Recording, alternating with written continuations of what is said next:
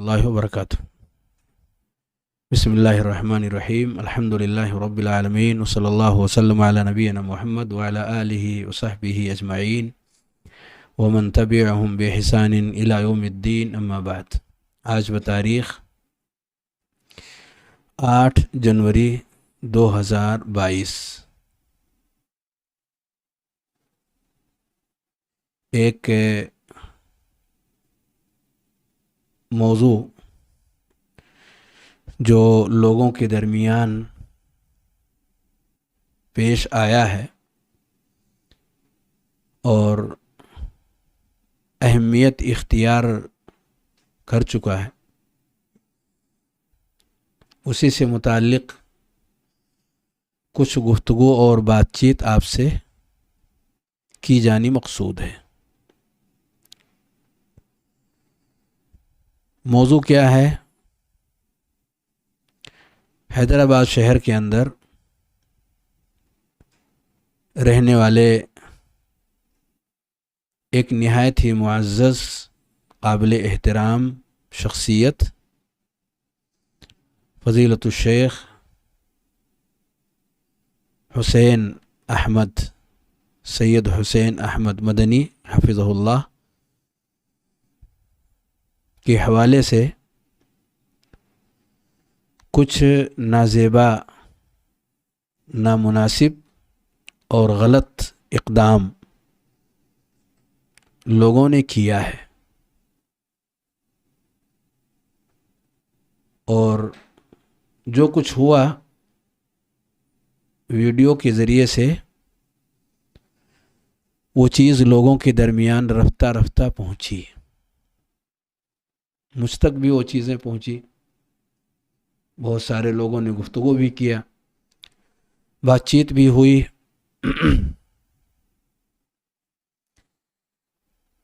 مناسب سمجھتا ہوں کہ اس سے متعلق کچھ باتیں پیش کی جائیں۔ اگر وہ چیز خاموشی اور چند لوگوں کے درمیان ہوتی تو اس طرح کی ویڈیو کی کوئی ضرورت نہیں تھی۔ تو سلف کا طریقہ کیا ہے جو عبداللہ بن مبارک رحمہ اللہ نے ذکر فرمایا کہ یہ سارے معاملات اگر کسی بھائی سے کچھ غلطیاں ہو رہی ہوں تو کہاں انجام دی جائیں؟ تنہائی میں، خاموشی میں۔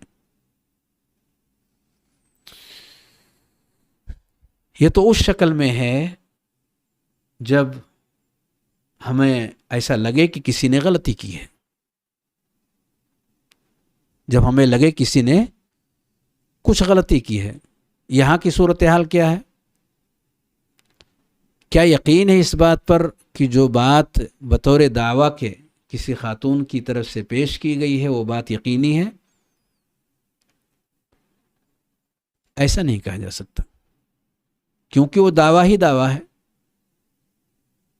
اور بلا کسی دلیل کے ہے، بلا کسی شہود کے ہے، بلا کسی بینہ کے ہے۔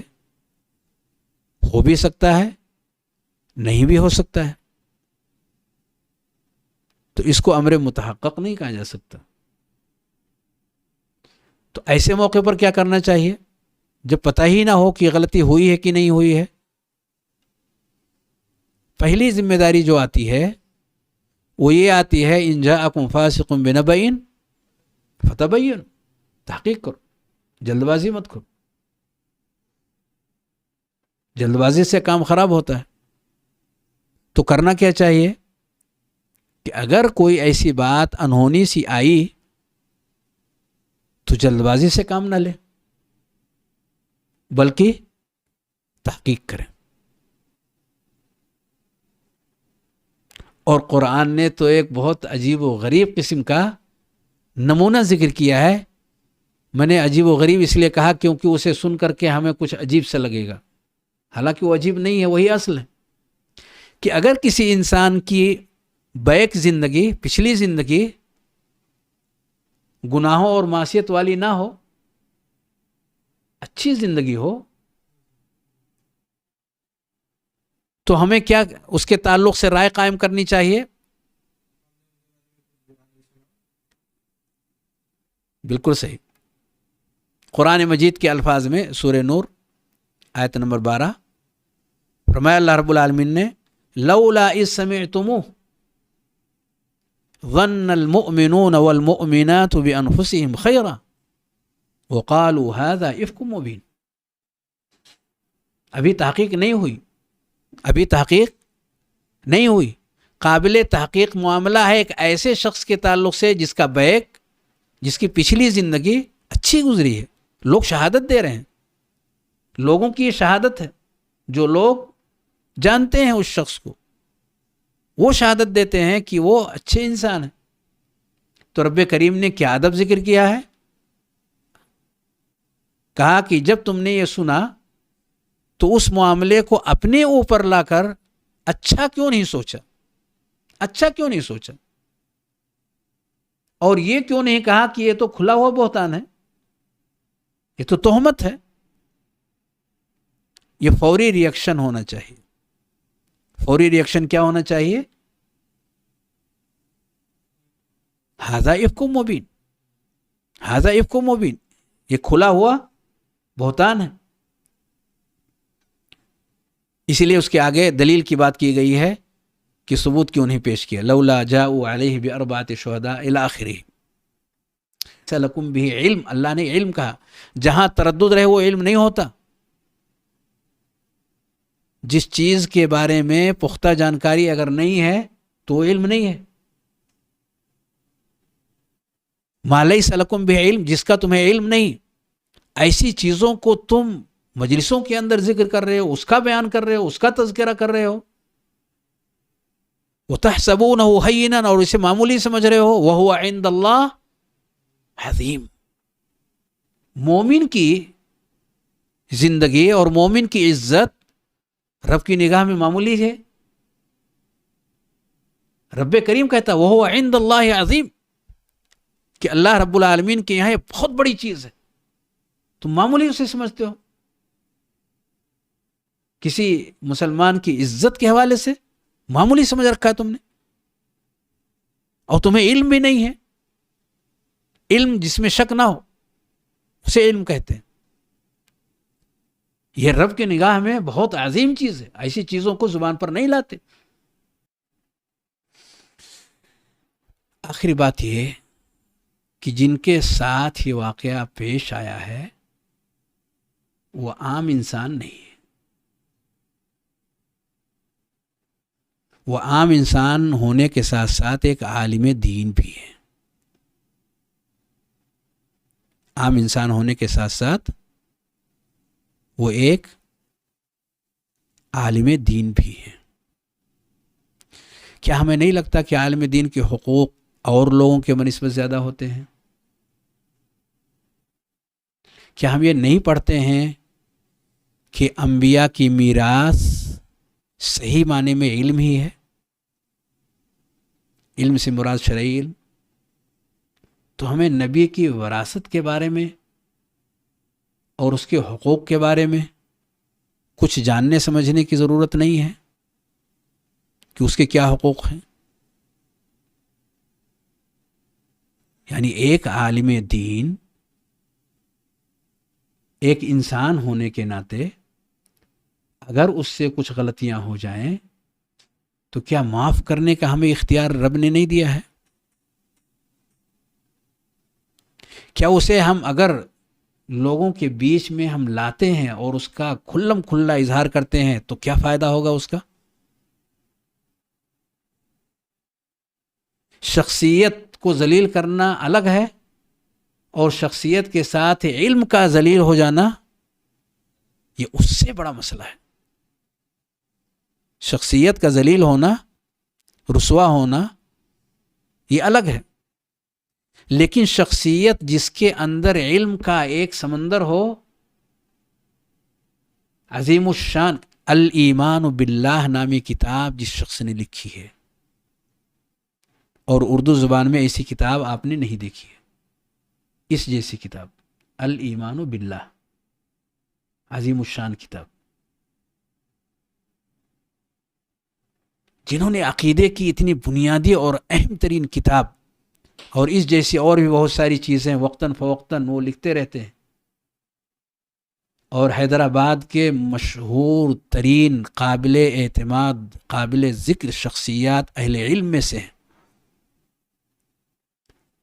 ایسے کے تعلق سے ہمیں اتنا بھی خیال نہیں آیا کہ ہم شخص جس کا نام حسین ہے اس شخص کو ذلیل اور رسوا کرنے اور اپنے گند کو نکالنے اور اپنے اندر کے درد کو یا غبارے کو پھوڑنے کے علاوہ ہم اس کے علم کو بھی ذلیل کر رہے ہیں، جس سے امت فائدہ اٹھاتی ہے، جس سے لوگ فائدہ اٹھاتے ہیں، جس میں قال اللہ اور قال الرسول چھپا ہوا ہے، موجود ہے۔ کتنا بڑا خسارہ اور نقصان ہم کر رہے ہیں۔ کیا ہمیں لگتا ہے کہ جسے ذلیل اور رسوا کیا جائے اس سے ویسے ہی لوگ استفادہ کریں گے جیسے کہ اس سے پہلے کرتے تھے؟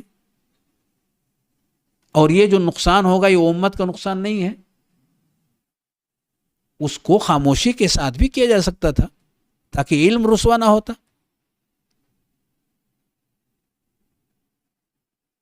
علم دفن ہو گیا۔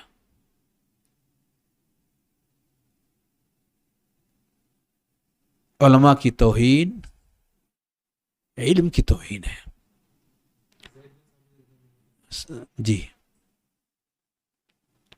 علماء کی عزت علم کی عزت ہے، علماء کی قدر علم کی قدر ہے۔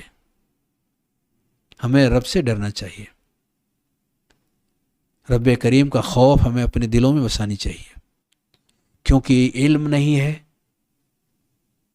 تو روشنی نہیں ہے، تاریکی ہی تاریکی ہے۔ وہاں گھٹا ٹوپ تاریکیاں اور ضلالتیں ہی ضلالتیں ہیں۔ انسان برباد ہوگا، تباہ ہوگا، اس کی کوئی حیثیت اس کائنات کے اندر باقی نہیں رہ سکے گی اگر ان کے درمیان علماء نہیں رہے۔ اسی پر اکتفا کرتا ہوں، کیونکہ ہر اعتبار سے اس پر گفتگو کرنی نہیں تھی۔ نصیحت والی جو چیزیں اس واقعے کے اندر کچھ موجود تھی یا سمجھ میں آ سکتی تھی اس کا میں نے تذکرہ کیا۔ اللہ رب العالمین سے دعا ہے کہ ہم سب کی کمزوریوں کو، کوتاہیوں کو، غلطیوں کو معاف فرمائے، اپنی طرف سے ہمیں عافیت عطا فرمائے، اور جو زیادتیاں ہوں اللہ رب العالمین انہیں درگزر فرمائے، جو مظلومین ہیں اللہ رب العالمین انہیں حوصلہ اور صبر دے، انہیں قوت دے، اور حق کے ساتھ ڈٹے رہنے اور اس کے ساتھ جڑے رہنے کی رب کریم توفیق بخشے۔ آمین۔ وصلی اللہ وسلم علی نبینا محمد وعلی آلہ وصحبہ اجمعین۔ السلام علیکم ورحمۃ اللہ وبرکاتہ۔